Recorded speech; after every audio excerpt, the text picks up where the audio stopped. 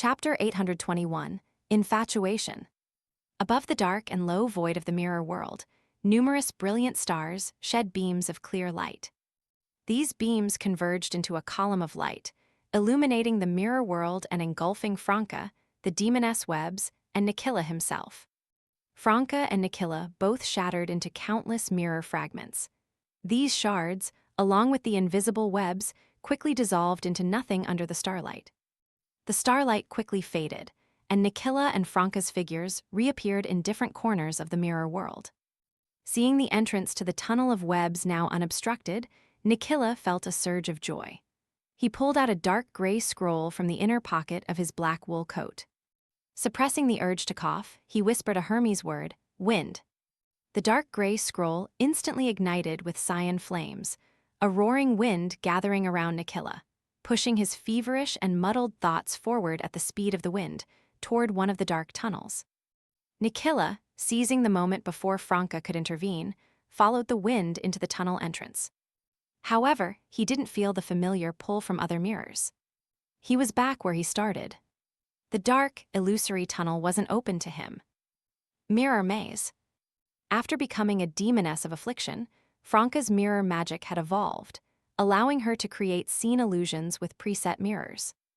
While waiting for Jenna and Anthony to act, she had woven invisible webs, spread pathogens, and placed mirrors at multiple tunnel entrances. These mirrors, influenced by beyonder powers, reflected each other, creating a mirror maze that hid the real tunnel entrances, showing only their reflections. Nikila had chosen a false target, the reflection of a real tunnel, and naturally couldn't escape. Taking advantage of this gap, Franca wove another web, ensnaring Nikila, wrapping him in layers, either making him blush or laugh uncontrollably. Having experienced this before, Nikila didn't let himself get completely entangled. Using his abilities as a constellation's master, he broke free once again. In the following time, amidst increasing fever and violent coughing, he barely managed to fend off Franca using scrolls and attempted to destroy the mirrors creating the maze, seeking the real exit. Under warlock attacks and interference from spells like wind blades, lightning, flashes, purification, freezing, and paralysis, Franca kept changing positions, sometimes using mirror substitution to block an attack, showing great patience and restraint.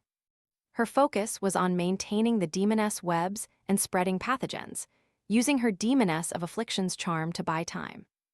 Gradually, Nikila felt he shouldn't resist or harm the beautiful lady.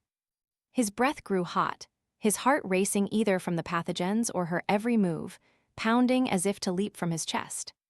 The immense pressure made him suspect he might suffer a heart attack any second. Without hesitation, he pulled out a scroll etched with lightning patterns from his coat's inner pocket. It was a powerful item he bought from a broker.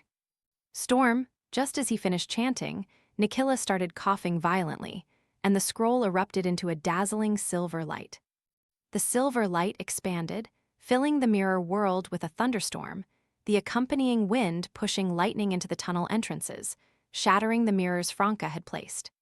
With the sound of breaking glass, Franca's figure shattered, the mirror maze collapsed, revealing the true dark tunnels. Nikila had no time to celebrate.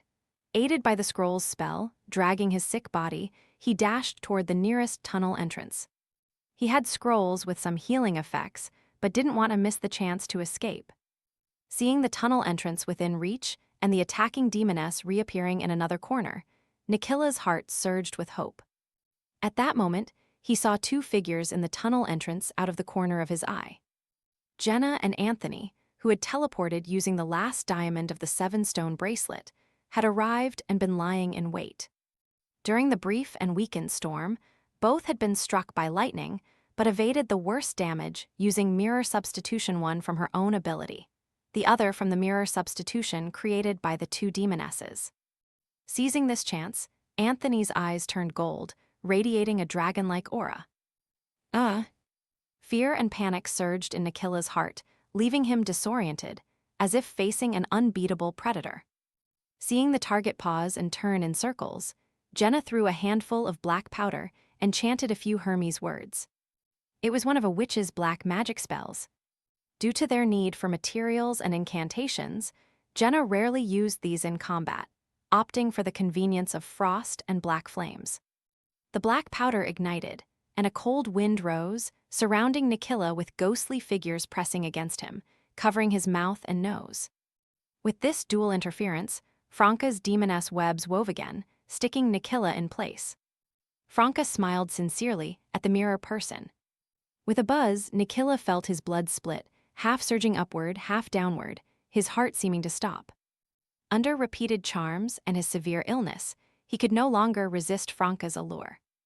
In a daze, Nikila saw the woman, whose every detail fit his aesthetic, beckon to him and offer a transparent triangular spike symbolizing goodwill and control. "I wholeheartedly accept."